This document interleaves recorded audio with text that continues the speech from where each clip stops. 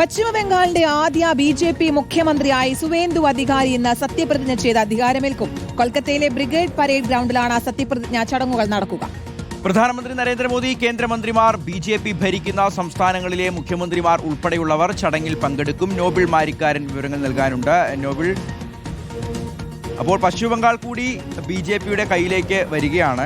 15 വർഷത്തെ ഒരു ദീദി ഭരണം, മമതാ ഭരണത്തെ ഇല്ലാതാക്കിക്കൊണ്ട് വലിയ വിജയം, 200 സീറ്റുകൾക്ക് മുകളിൽ നേടിക്കൊണ്ട് പ്രതീക്ഷിച്ചതിനേക്കാൾ വലിയൊരു വിജയമാണ് ബി.ജെ.പി. നേടിയെടുത്തിരിക്കുന്നത്. അത് വലിയൊരു ആഘോഷമാക്കാൻ തന്നെയാണോ ബി.ജെ.പി. കേന്ദ്രങ്ങളുടെ തീരുമാനം?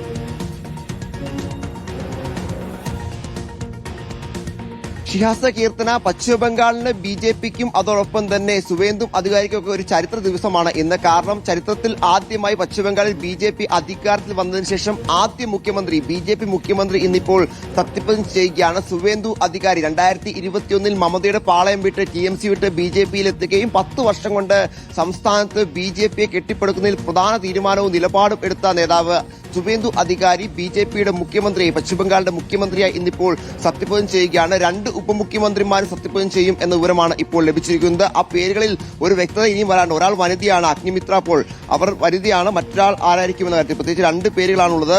ശങ്കർ ഘോഷ് അതോടൊപ്പം രൂപ ഗാംഗുലി എന്നീ 2 പേരുകൾ പരിഗണനയിലുണ്ട്. എന്താണെങ്കിലും മൊത്തം 3 പേരാണ് ഇന്നിപ്പോൾ സത്യപ്രതിജ്ഞ ചെയ്യുക എന്ന വിവരമാണ് ഇപ്പോൾ ലഭിച്ചിരിക്കുന്നത്. ഈ സത്യപ്രതിജ്ഞ ഒരു വലിയ ചടങ്ങാക്കി മാറ്റുക, പ്രത്യേകിച്ച് രാജ്യം ഉറ്റുനോക്കുന്ന ഒരു ചടങ്ങാക്കി മാറ്റുക എന്ന് തന്നെയാണ് ബി.ജെ.പിയുടെ ലക്ഷ്യം. അതിന്റെ ഭാഗമായി പ്രധാനമന്ത്രി നരേന്ദ്രമോദി, കേന്ദ്ര ആഭ്യന്തരമന്ത്രി അമിത്ഷാ, മറ്റ് കേന്ദ്രമന്ത്രിമാർ, ബി.ജെ.പി. സംസ്ഥാനങ്ങളിലെ മുഖ്യമന്ത്രിമാർ, എൻ.ഡി.എ സംസ്ഥാനങ്ങളിലെ മുഖ്യമന്ത്രിമാർ അടക്കമുള്ള ആളുകൾ എത്തി അത്ര വലിയ ചടങ്ങാക്കി തന്നെ മാറ്റുക എന്ന് തന്നെയാണ് ഇപ്പോൾ ലക്ഷ്യം വെച്ചിരിക്കുന്നത്. ഇന്നീ പ്രധാനപ്പെട്ട നേതാക്കൾ, കേന്ദ്ര ആഭ്യന്തരമന്ത്രി അമിത്ഷാ ഇന്നലെ തന്നെ കൊൽക്കത്തയിലുണ്ട്.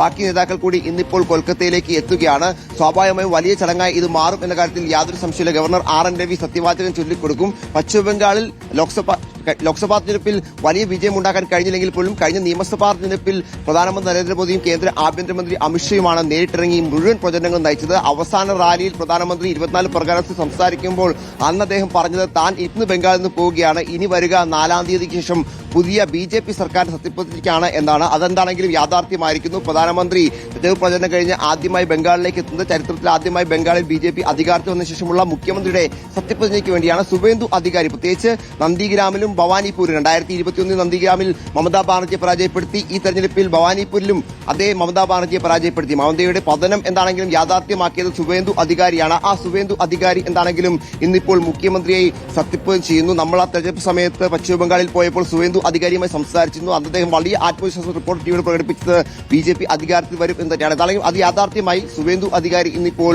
പശ്ചിമബംഗാളിന്റെ മുഖ്യമന്ത്രിയെ സത്യപ്രതിജ്ഞ ചെയ്യുകയാണ്. 11 മണിക്ക് സത്യപ്രതിജ്ഞ ചടങ്ങുകൾ കൊൽക്കത്തയിൽ നടക്കും. ശരി, നോബിൾ മാരിക്കാരനാണ് വിവരങ്ങൾ നൽകിയത്.